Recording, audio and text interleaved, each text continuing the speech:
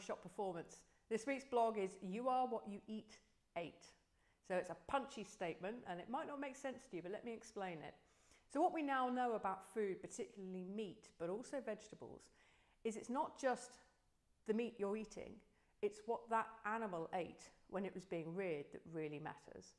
So I get questioned a lot on the value of organic food. And I say this to you, now I don't want to eat a cow that's been fed junk, it's been fed corn or grain. There's a huge environmental impact to feeding our animals corn and grain anyway.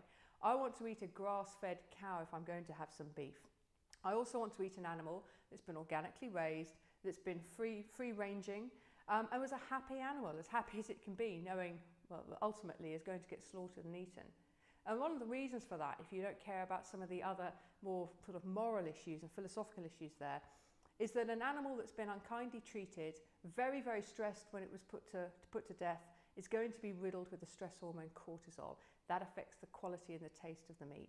So I think it's really important to think about what you eat and actually go back one step in the food chain.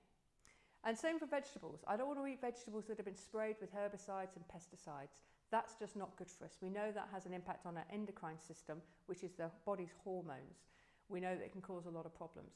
So I avoid vegetables that have been sprayed. In fact, I'm in the process of growing my own, and we haven't ordered a vegetable box now for 2 or 3 weeks, which is very pleasing.